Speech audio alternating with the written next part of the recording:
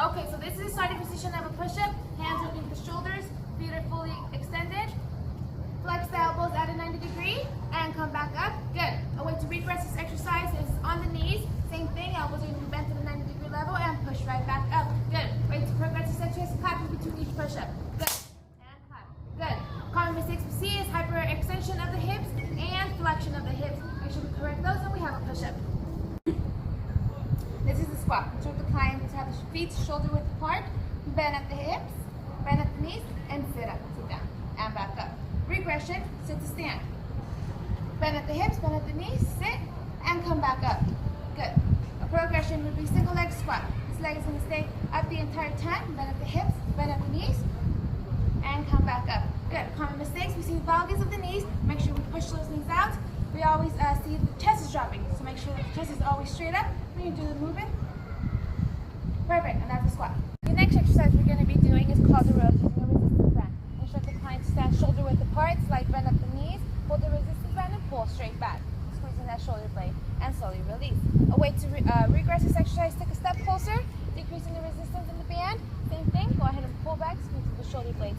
Now to progress this exercise, we either take a step back or we use a completely different band with more resistance and go ahead and do the same movement. Some of the common mistakes we see with this exercise, clients tend to lean back when doing this exercise, so we make sure to go ahead and correct that, make sure they're standing up straight. Sometimes there's also flexion of the wrist while pulling the band in, which limits the range of motion of the exercise. We go ahead and correct that, and that's the rows using resistance. Okay, this is the Russian twist. Making sure the client to sit on the ground, lift those heels off the ground, lean at a 45-degree angle with your chest up and your back straight. Go ahead and turn your torso to the left and to the right. Good. A way to regress this exercise is drop those heels on the floor. Go ahead and lean back at a 45 and rotate that torso. Good. A way to progress this exercise is you're going to go ahead and add some weight. Grab the pedal home by the horn, right on the chest, lift those heels up, and rotate the torso. Good. Common mistakes that we see with this exercise is clients tend to either flex the spine or hyperextend the spine, so we make sure we correct that. And we also make sure this is a single leg Romanian deadlift. We're going to go ahead and start with one leg, slightly bend at the knee, bend at the hips, extend the leg, and make sure the back is fully straight. Good.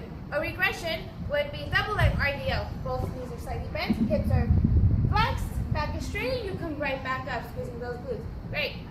Progression would be adding a dumbbell or a kind of kettlebell to the single leg RDL. On one leg, go ahead, bend the hips and keeping the back straight. Perfect. Common mistakes that we see with this exercise is valgus of areas of the knees. Make sure that the hips are always square, the back remains straight, and the chest is up, and you have a single leg.